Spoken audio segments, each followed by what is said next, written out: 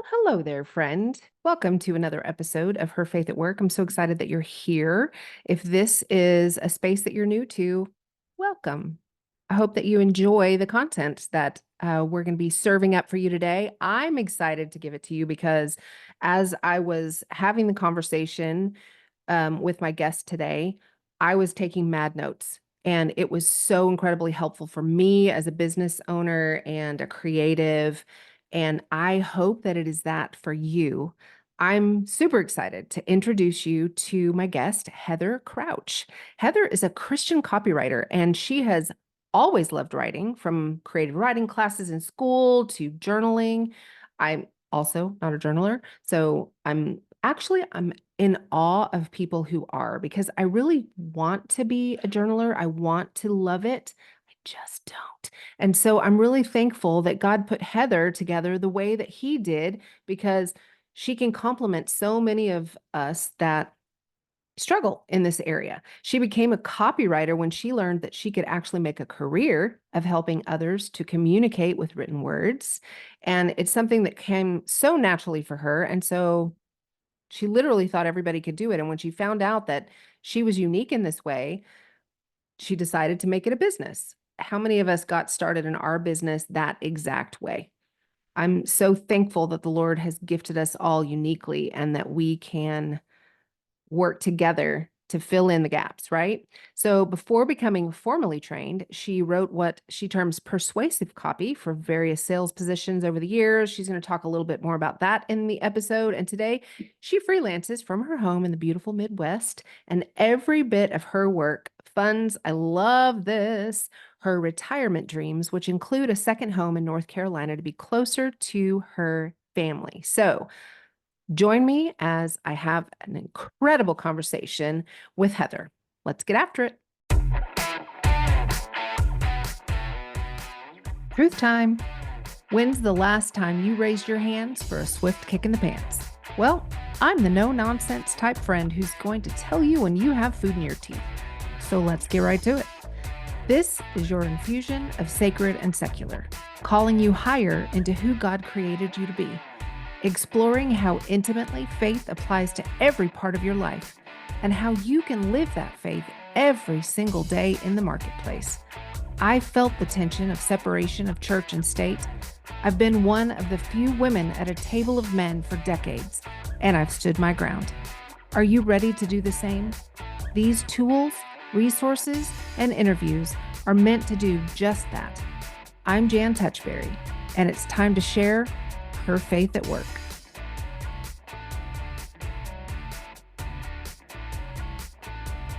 Hello, friends. We are so glad that you're back for another episode of Her Faith at Work. And today, I'm not going to lie, the conversation is going to be a little challenging for me because, I heard Andy Stanley, who is a evangelical preacher, for those of you in that sphere, a long time ago at Leadership Summit, say that in leadership, it's good to know your weaknesses and to surround yourself with people who are better at things than you are. And this is one of those cases because we're going to talk really about one of my weaknesses, copywriting. It has eluded me. I can edit copy like it's nobody's business, but when it comes to writing my own, it just is really difficult. And so my guest today is a copywriter, and she is gifted at this. So I am so excited to introduce you to Heather. Heather, thank you so much for joining us today. I can't wait for people to hear all about you and what you do. Well, thank you. Oh my gosh, that is quite the compliment. That's very, very kind of you to say, and I'm really happy to be here. So tell us about you, a little bit about, your personal stuff maybe, and then we'd like to get to know you, and then tell us about your business and how you even got into copywriting. Okay. I am Heather Crouch. I'm 53 years old, but also, I guess you could say, a newlywed. I was married last year, so That's I don't know, awesome. maybe I'm not in that category anymore, but fairly newly married, fairly new to living in the Midwest. And I have two grown sons, and I have two granddaughters, and my husband has three kids who are almost grown. And so together we have this blended family of 5 kids and we have 1 dog. And Awesome. I get to work from home doing freelance copywriting. That's amazing. So have you always been a copywriter or is this a change in your career? This is somewhat of a change. I was writing persuasive copy for many years, but I Mhm. didn't know what it was. I was in Okay. sales and I was using social media to sell and didn't know, like, what a lot of your listeners may not know, what copywriting even is. Yeah. And so I learned about it and I took a course in it and realized I had actually been doing it for a long time. So I'm officially a copywriter now, but I was doing it for a long time. And because it's basically just persuasive text, persuasive messaging, and a way of communicating to inspire or compel the audience to do something. So there's a whole lot to it as far as targeting and getting your messaging really narrowed down. And Mhm. we can talk about that today. But as far as being official and having taken a course and learning all that goes into it, that's just been a little over a year for me. That's awesome. That's awesome. Yeah. So Yeah. you hit the nail on the head, I think, when you said most people don't understand what copywriting is.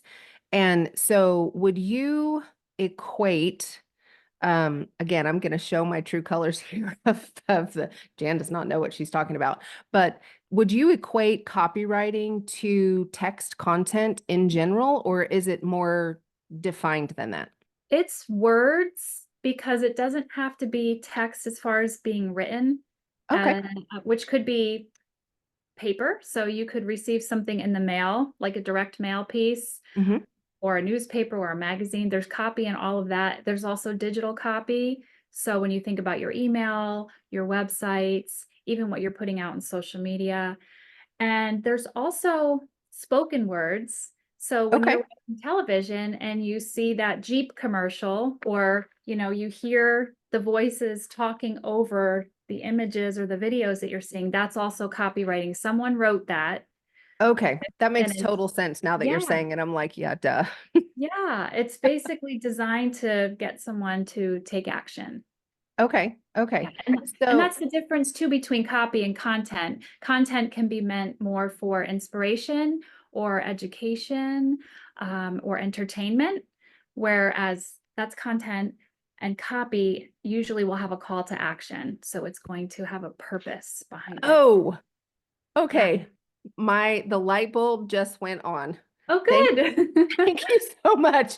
That was such a clear definition. And honestly, I've never heard it delineated like that before. So that was super helpful. So you can be a content creator without having to write copy.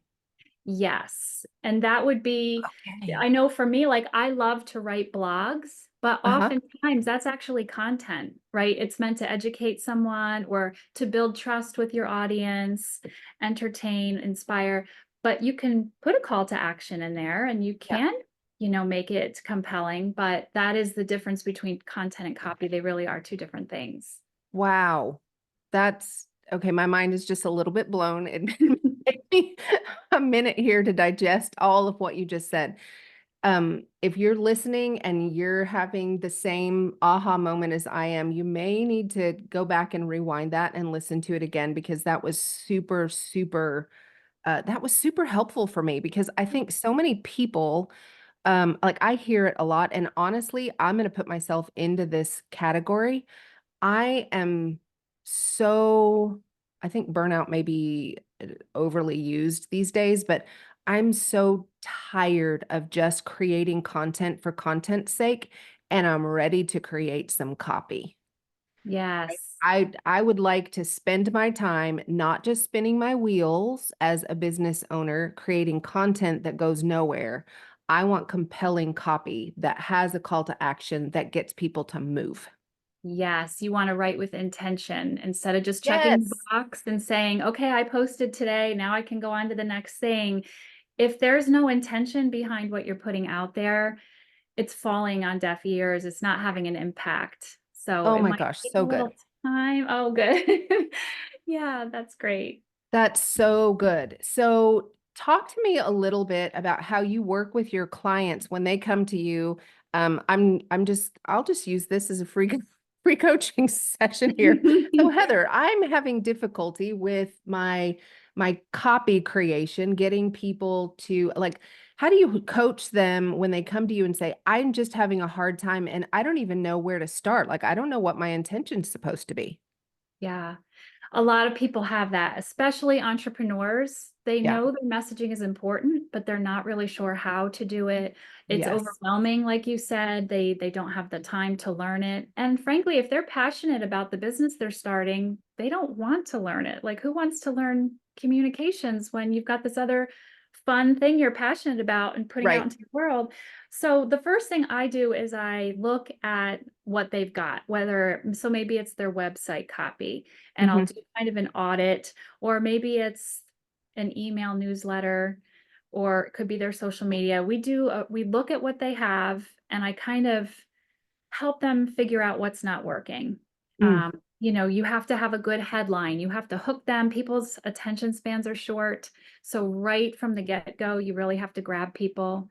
Yeah. And we look at what they've got, but then we also have a conversation. If we decide that we're going to work together, we go to the next step, which is about an hour-long conversation where I ask a lot of questions Mm. because I want to learn everything I can about their business and their target audience. Hmm.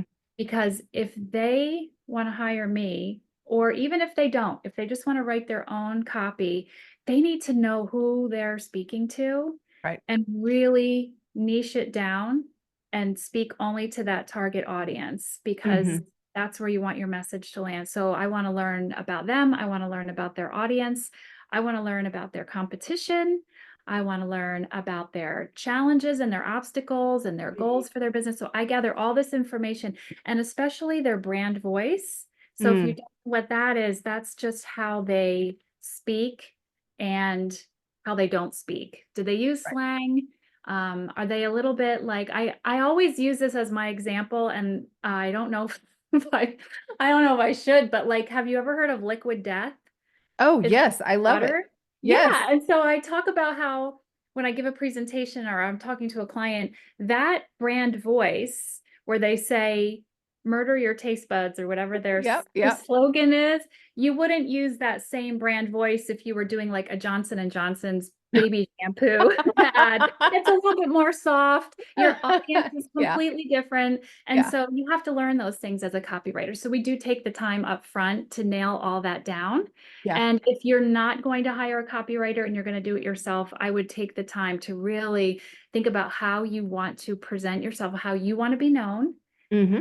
to who you're speaking to, and Yep. just don't worry about anything else. Just get laser focused on that. Yes, I love that. When I work with clients for brand makeovers and brand design, we go through a lot of that with worksheets, helping them hone in what their tone and their brand voicing is and things like that. But once that's done, I still feel like, so I hand them this sheet and then I say, okay, here's some questions that you need to answer. And this is going to translate into website copy and email copy and copy for this and copy for that. And they have a blank stare because they don't know what to do, even if they know their audience and they know what they're trying to say, they don't know how to say it. Why Mhm. is that so hard for people? I don't know. And that's, I think, what took me so long to understand. Not everybody is a copywriter. I've had Yeah, people that have asked me to do things, and I almost, in the beginning, had a hard time charging them because it came so easily to me. I was that's like, beautiful. well, thank you. But everyone has a different gift. Yeah. And I think for me, just writing has always come very naturally to me. Hmm. So for people where it doesn't, I think just they have to get down to what they're trying to do. So Hmm. do they want this person to click here or shop now or Hmm. visit the site? Like, think about what your call to action is. Think about why you are the one for Hmm. that, why you're that coach, or why you have this product that's better than the other products, or what sets you apart. So think about the desired action and why you and how it's going to benefit them. Uh, Hmm. those are just some kind of behind the scenes things that go into really writing good copy. That's awesome. That's awesome. So I want to dip our toe in this, full episode coming soon, but I want to dip our toe into the world of AI and ChatGPT because, when ChatGPT started really kind of getting popular, I guess I would say, there were people, obviously freaking out, going, "We're going to all lose our jobs because ChatGPT is going to take over the world and replace everyone and blah blah blah." And what we found now that the dust has settled is that it is indeed just a computer and it cannot fully replace humans, but it can be an amazing tool that can save you a ton of time, Yes. especially if you're not gifted as you are with just writing out of nothing. I'm the type of person that I don't know if you're familiar with the working genius, but one of the everybody has six, and one of the working geniuses is invention, which I would bet money that you have, because you can create out of nothing, but I can't create out of nothing. It's one of my frustrations. It's very hard. And so ChatGPT for me has been a lifesaver because it gives me a place to start, and then I can mold and create out of that.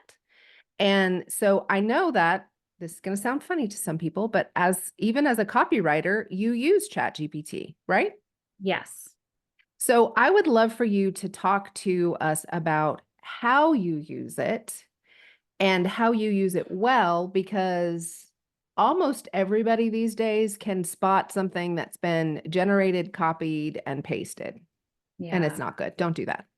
Yeah. Don't do that. Don't do that. PSA, don't copy paste from ChatGPT without making Right. changes. Right. Yeah, because like you say, it's a really wonderful tool.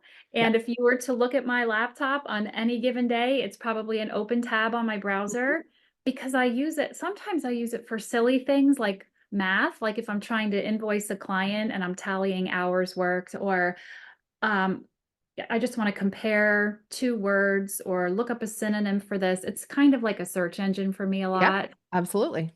But it's a great tool for writing because it can give you a good framework. Hmm. So whether you are writing an outline, if you are writing a resume or a cover letter or a blog post or your website copy, you can get some good framework down if you prompt it well. And Right. so, and I don't know too much about ChatGPT, but what I do know is if it's a machine, it's AI. So if you feed it the right information, it will be able to produce better for you. So, Hmm. like for me, I would feed it, I would say, you are an expert copywriter and you are going to write a compelling email for a health coach, and I would niche down as far as I could. Your target audience is women in menopause. Um, so that it filters out men, it filters out children, like you're targeting your audience. You really have to feed it the right information to get it to spit out what you want. Hmm. What I do is I take that and I change it and I make it sound like me or my client Yeah. because we all have a different brand voice. Hmm. And AI being a machine is, I know it likes to use the word elevate a lot, Yes. journey, and it Delve. It uses delve. We delve delve. Yeah, into. Yeah. I'm like, who talks like that? right. Nobody. Stop And it. the emojis, the little rocket ship emoji. So I Right. see I see a lot on social media where people have a post that's just got all the emojis and those words that are now recognizable, I think, as AI. Yeah. And you don't, it comes across as lazy. And honestly, it's not a human. And so if you are a humorous person or you're witty or you're very sensitive, like you want to speak in that way, that Hmm. builds the trust factor with your audience. Like I know my people know me as a certain kind of a person. If I Hmm. show up completely different or being, wild and zany, which I'm not. I'm very reserved and very quiet. Like it just, I don't know. It takes the human emotion that, or just that. the human connection out of Mm-hmm. it. It can be a Mm-hmm. great tool. And I know every copywriter I know uses it on some level, but it won't replace humans because our human brain is still the best Right. tool. Yeah, Yes, absolutely. And you know yourself and you know your audience. And right. I think that so a couple of things that I want to pull out of that. So when I'm using ChatGPT and I'm trying to create copy, whether it's for myself or or for a client, and I know their brand voicing, I will use those adjectives inside ChatGPT to hone what it spits out. And so I may have it run a first draft of something, and then I'll say, that's great. Now make it more like for myself, I like to use the word edgy, although sometimes it's like liquid death edgy. And I'm like, whoa, back it up, just to back it up 5 steps, Yes. Yeah. It's not quite Yeah. liquid death edgy, but it's definitely not Pollyanna. And so I think if you learn the adjectives that describe you well and the content that you're trying to create well and give the machine those adjectives, it's super helpful. And I loved what you said about giving it as much about yourself and your business and your niche as you possibly can, because it really does help with what comes out at the end. So tell us when you have something that you feel like, okay, this is good enough for me to take and start to play with to create the copy that is going to be the final product. Are there different steps? Like, how do you know what to take out and what to replace? I use some other AI tools like Grammarly in my Oh, writing. I take what I will take out of ChatGPT and I'll put it in, I use a Mac, so it's Pages, but I yep. guess a Word document. And Grammarly actually cleans AI up a little bit because, ChatGPT, I mean ChatGPT, not AI, but ChatGPT is not perfect either. And I've actually Mhm. found an error or two in Oh, yeah.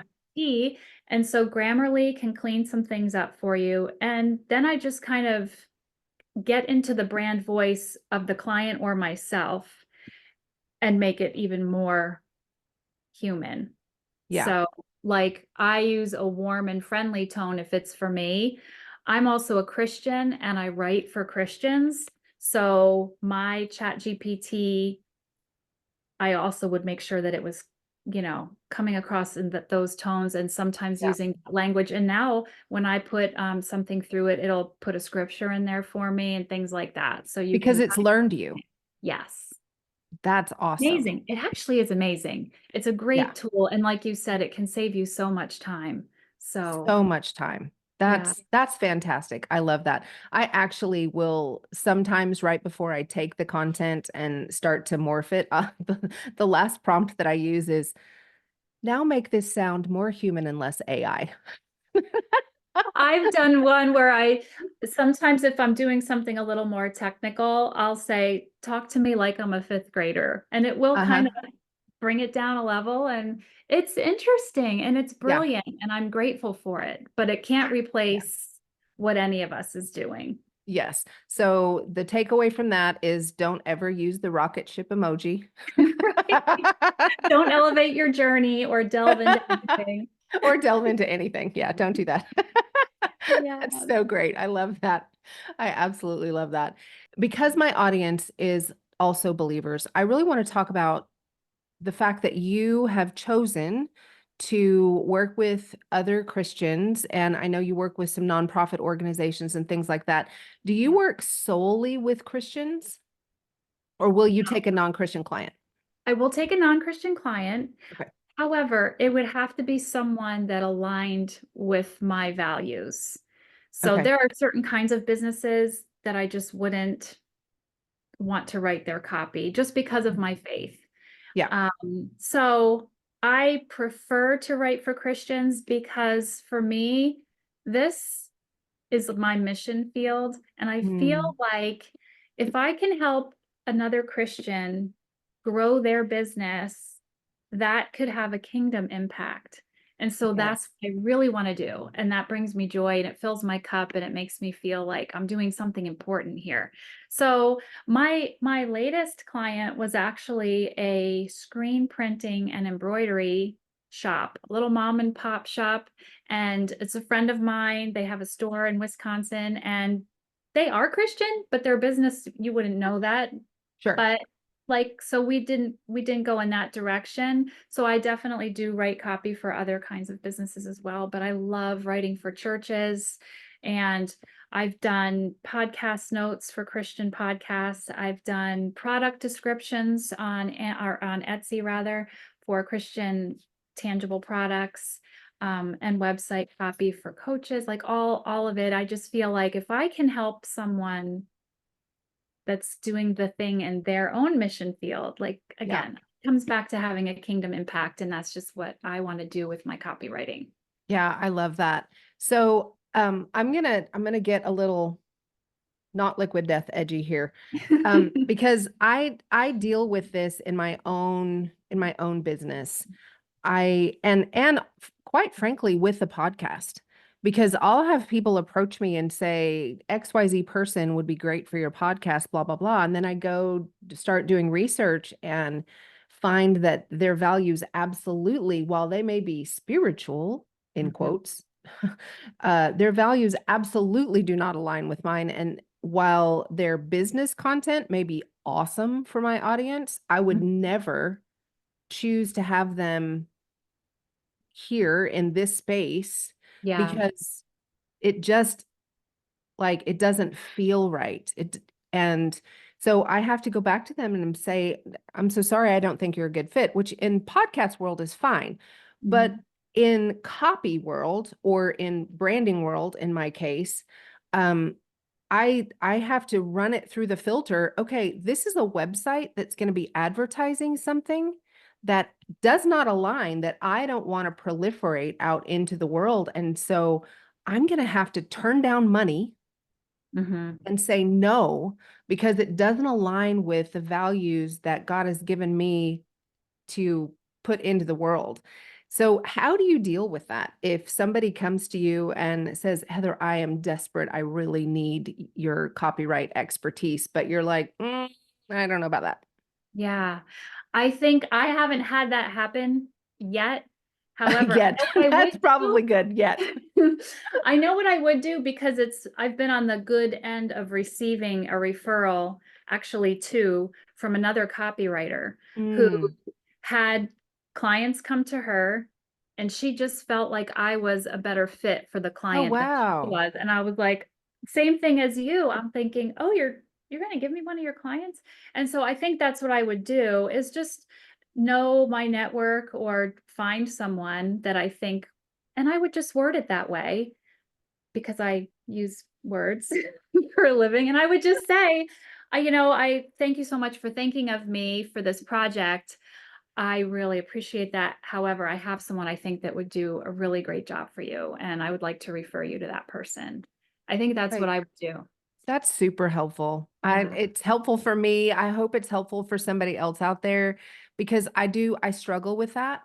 I'm while I may be on the edgy side, I also really I don't, nobody wants to hurt somebody else or offend someone else. And Mhm. especially as believers, we have to be, there's a line. We don't want to cross the line into putting out content for someone that goes against what we believe, but we also don't want to hurt them and kind of defame the name of Christ. Oh, those Christians, they're always so blah, blah, blah, Yes. Yeah. So I that's worry helpful. about that. I don't want to come across as so Pollyanna and so like you say, like turning my nose up at anyone. I would want to help them, but I might not be that person. Yeah. Yeah, that's really good. So tell me how you mentioned having a network of people that you can refer to, which I think is so beautiful. I'm a firm believer that God is the one who grows our businesses. And if we trust him with that, and we know that there is somebody better than, for whatever the project is, and we can refer that out, I think he honors that. And so how do you grow your network and how do you know who to align with that you would consider somebody that you would refer to? Yeah, that's a great question. For me, one of the best things I have done for my business was find an in-person networking group to become a part Oh, all the introverts just went, I we have to know. be in person. I know it was a hard and scary thing because I am the person but here's the thing, working from home and being new to the state that I live in now, I didn't know anyone except Mm, for my new husband and his family. And being an introvert, I am quite comfortable just being on my computer, same. working remotely. However, I just knew it was going to be for my good to get with other people. And so I did the scary thing. I went to a meeting. I liked it. So I joined the organization. And now every week I go to a meeting. Sometimes they have coffees, Oh, or wow. additional, happenings in the community. I have volunteered for a nonprofit through that. And I've met so many great people. And the fun part is, even when I'm not getting direct business from it, the networking part that you just mentioned, where I having a one-on-one coffee date with someone that I met, and they say, my ideal referral is this kind of a person. And then I think, oh my gosh, I know someone you need to talk to. That's actually really fun. And so That's it doesn't awesome. always benefit you, but you're connecting people and it feels good and it will come back around. So That's awesome. for someone that really can't do that, though, I want to say there are so many Facebook groups. I'm Yeah. not on a lot of different social media platforms, but I am on Facebook. You can search and find a group for anything. And so I could easily find a copywriting group, or your listeners could find whatever their business is, and they could Mhm. meet people in that way if they're really not, maybe they don't live near an in-person event. But Yeah, that's so good. Okay. So that's confirmation that I need to join the group that's been spamming my inbox oh saying, gosh. join me, join me. It's so fun. I had a really cool opportunity yesterday. I'll just tell you really quick because this has Sure, nothing to do yeah. with what we're talking about. But if it wasn't for online networking, in my local area, there was someone looking for other women to do headshots, not headshots. She wanted a group of women for her own website. She Mm, wanted fun pictures of these girls. And I was like, oh, that sounds like fun. And so I met new people yesterday just because I showed up at this photo studio with a couple changes of clothes, and we ended up laughing and having so much fun. And now I have some great pictures coming my way to use that's for my own amazing. website. Yeah, and so it's scary sometimes, but I don't know. Maybe it's my age. The older I get, the more I'm like, oh, it'll be fine. Oh, So so you're saying with age comes bravery? That's a good little, for, maybe a little bit less like afraid of what other people might say or think. Because that's the I've also truth. learned in my wise older years that we're all nervous. Everyone Hmm. is nervous. Everyone's a little self-conscious. Um, and I haven't even seen in these networking groups that I'm in person, where that doesn't hold true for men and attorneys and people you Hmm. think that have all this confidence to there. Everyone seems a little bit the same when we go to these coffees and we have to hand out our business card and what do you do for a living? It's Uh-huh. a Uh-huh. little awkward for all of us, but we walk away. It's the benefit outweighs the, what do they say? Get comfortable being uncomfortable. I Oh, guess that's that's good. what I'm Yeah. trying to say. As I get older, I'm becoming more comfortable being uncomfortable. That's good. That definitely comes with wisdom, and I think in a lot of ways wisdom does come with age. You just know after living so many years that comfortability is not always a thing. That's Yeah, okay. That's yeah, okay. yeah. I think that's great. That was really good. I love I love that gentle push to rethink about networking in person. Um I think COVID kind of stripped a lot of that back for a lot of us, and we've gotten super comfortable behind screens, Yeah. and it's time. It's time. Yes, it's time. That's really good. So as we're wrapping this up, I would love for you to, if you have like one thing that you could tell the listener who's saying, All of this sounds really great, Heather, but I still don't know where to start. Mhm. What would you tell them? I would tell them the acronym AIDA. Have you ever heard Oh, of AIDA? I have not. Okay, so this is something really simple. It's AIDA. Okay, I'm writing this down. Okay, go. Okay, and when they're sitting down and they're going to make some copy, say for social media, they have to come up with a post for today. The first thing you want to do is grab their attention. Mm-hmm. So sometimes it's referred to as a hook or a headline, but definitely start with grab their attention.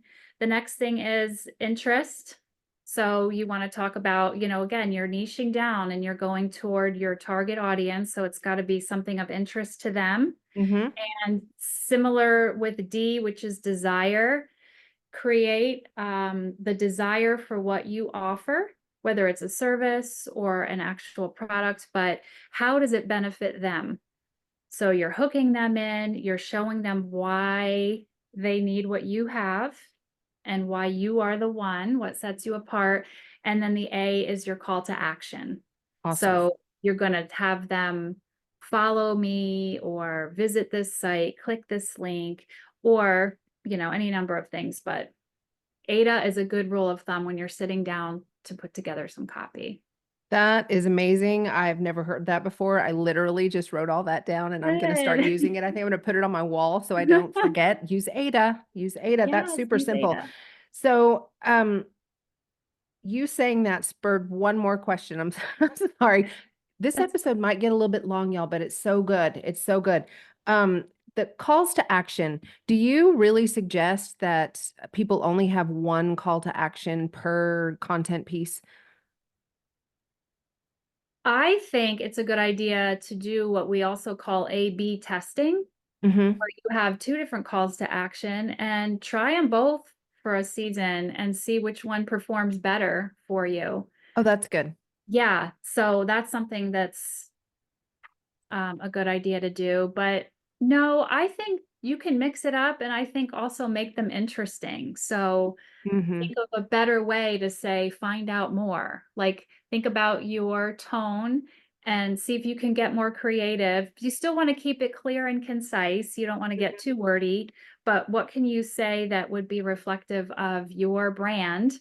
Mm-hmm. So maybe it's edgy, or maybe, it's whatever, but think about that and just get creative and get fun with it and do a little Yeah. test and see what your people respond to.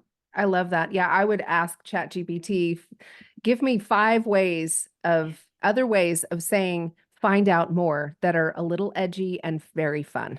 Yes. Yes. Love it. That's great. I find sometimes too, I'm like, they'll give me five and I don't like them. I'm like, give me five more. 5 more. Give me 5 5 more. more. Yeah. 5 more. Yes. 50 later, you have two Yes. that are workable. That's great. Yes. But it's, I think, again, such a great tool. And this has been such a great conversation. So great. So great. I know that you have put together a little something for my audience. So will you tell us about that? Yes, I have a little copy sampler.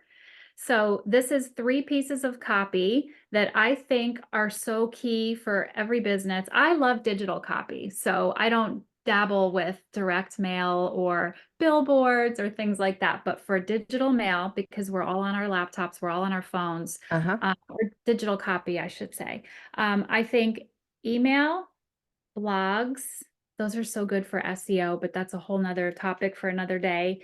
And social media.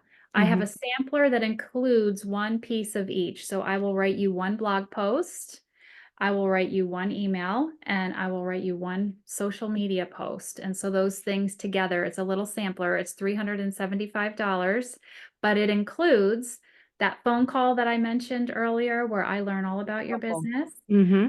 It also includes 2 rounds of revisions. All my clients get 2 rounds of revisions because you might read my copy and think, oh, I wish it said this instead. So we're going to polish it and make it exactly what you want. And it will be delivered to you. We call it a copy doc, but it gets delivered to you in a Google Doc and you're able to just copy and paste. And don't forget that can be repurposed as well. Like a 1,200 word blog post can be repurposed into multiple pieces of social media content and things like that. So That's amazing. And then out of that, I would assume that people will have a good idea of what their voicing should be on social media, how an email should be constructed, and what their voicing should sound like in subsequent emails that they might make. And then using that blog post, like you said, as a content generator for other things is so, so valuable. I think blogging is a lost art and can seem overwhelming. Let's talk about it. You're talking about a 50-word social post, which most people have gotten used to because of attention spans. And then you're saying, oh, and let's now write a 1,200-word blog post. And people are like, I'm out. But yeah. knowing that how many social posts can come from that blog post, when Yeah. you're doing the work, everything else gets easier. And so that's so helpful. I can't wait to have people take advantage of that because I think that's going to be huge for a lot of businesses out there. And I'm so grateful for you and how the Lord has gifted you and what you bring to this space. And so thank you so much for spending time with us. Thank you for giving us your wisdom and a lot of really actionable tips. That is so valuable. And I'm just so thankful for this time with you. Thank you. It's been a joy being here, and I'm really glad we connected. Thanks for joining me for another episode of Her Faith at Work. If the Lord put someone on your heart that you think needs to hear this message today, will you just smash that share button? And if you haven't already followed the show, I would love for you to do that. Super extra points if you hop over to Apple Podcasts and leave us a review. That helps the algorithm pick us up and drop us right in the AirPods of people that need to hear what the Lord is saying to them today. I hope you'll come back for the next episode of Her Faith at Work. The podcast comes out every Wednesday. And if you look down in the show notes, I've even got a couple of free downloads for you that I think you will really enjoy. With that, have a great week. See you next time.